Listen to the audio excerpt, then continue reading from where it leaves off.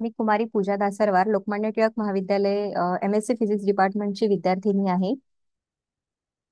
Career कट्टा द्वारे आयोजित डॉक्युमेंटरी स्पर्धा यामध्ये मी भाग घेतलेला आहे. त्यामध्ये स्वयंरोजगार व नोकरी यावर मी डॉक्युमेंटरी तयार केलेली आहे. स्वयंरोजगार सरकारी अथवा खाजगी नोकरी न करता अर्थार्जनासाठी स्वतःने स्वतःचा व्यवसाय सुरू करणे म्हणजे स्वयंरोजगार होय. स्वतःचा रोजगार स्वतःच्या व्यवसायातून निर्माण करणाऱ्या व्यक्ती आपल्या व्यवसायाच्या भरभराटीसाठी सर्वोत्तम प्रयत्न करीत असतात. महाराष्ट्र सरकारने 4.5 कोटी कुशल मनुष्यबळ निर्मितीचे उद्दिष्ट ठेवले आहे. हे लक्ष्य साध्य करण्यासाठी 45 लाख कुशल मनुष्यबळाची आवश्यकता असेल.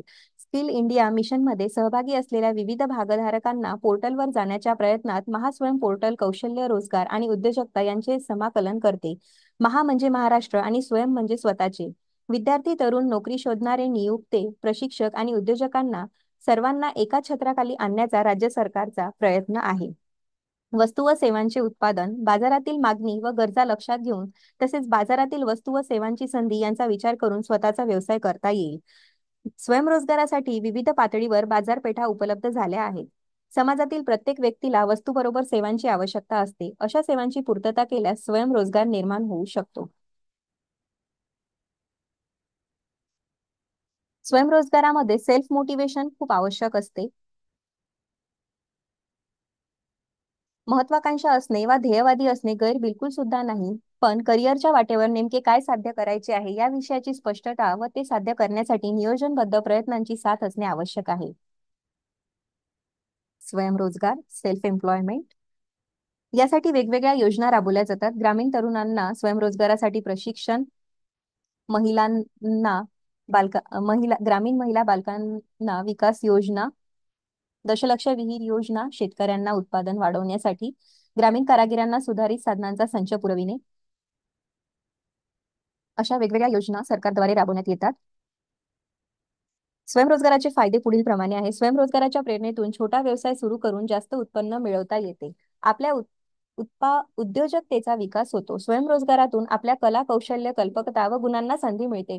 उत्पन्न हे अनिश्चित स्वरूपाचे असले तरी ते हमखास असते.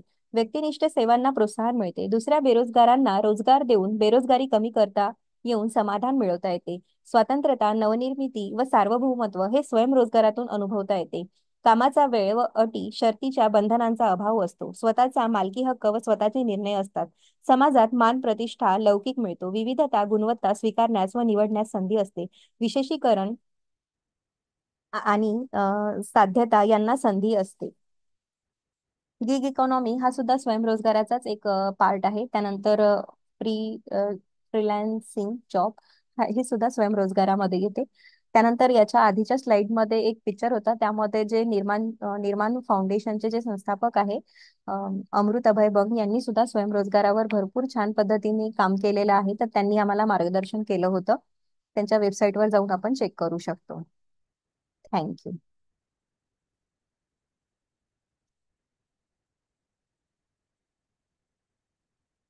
झालं 3 मिनिटाचं.